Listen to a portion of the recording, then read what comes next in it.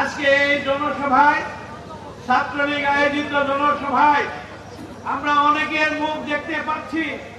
দিকপাইতের অনেক সুদীজন ছাত্রলীগ থেকে শুরু করে আওয়ামী লীগের নেতৃবৃন্দ উপস্থিত হয়েছেন, ভিন্ন অঙ্গসনের নেতৃবৃন্দ হয়েছেন।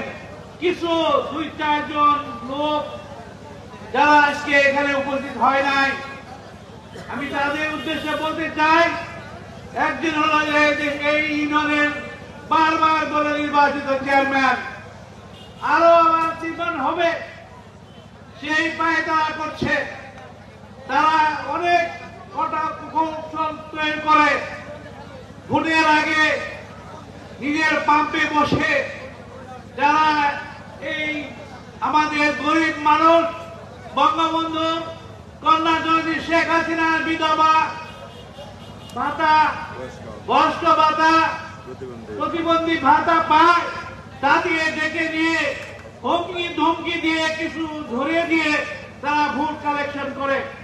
আমি ছাত্রলীগকে বলতে চাই, গত আগামী 7 তারিখে আপনারা 7 তারিখ থেকে আপনারা এইগুলি লক্ষ্য রাখবেন, জোট বেঁধে এই মানুষগুলির পিছনে লক্ষ্য রাখবেন। আরো 2 জন সভাপতি, সাধারণ সম্পাদক এখানে নাই। দুঃখজনক সত্য, তারা কিসের পায়রা খেয়েছে আমি জানি না, তবে 8 তারিখে তোমাদের মুখ যদি আমরা কেন্দ্রে কেন্দ্রে দেখি, আমার ছাত্রলীগ যুবলীগ ছাড় দিবে না, তোমাদেরকে ছাড় দিবে না।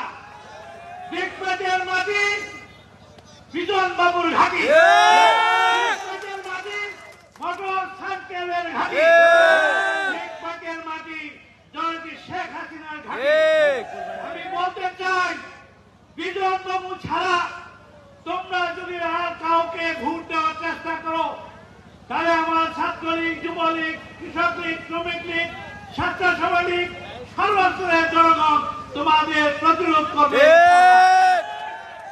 তাই বলতে চাই, আর দেরি নাই, আর মাত্র 2 দিন আছে, এখনো সময় আছে। আসো আমাদের সাথে সংঘবদ্ধ হয়ে আমাদের পিছিয়ে আসো, আমাদের সাথে ঐক্যবদ্ধ হও, বিজন বাবুর পিছিয়ে আসো। বিজন বাবুর সেই মোটরসাইকেল মার্কায় ভোট দেওয়ার জন্য ভোট চাও, তাহলে মানুষ ক্ষমা করবে না। আবার চেয়ারম্যানগিরি করতে চাও, করলে করতে পারবা। বিজন বাবু যদি উপজেলা চেয়ারম্যান হও তাহলেই পারবা, নইলে পারবা না।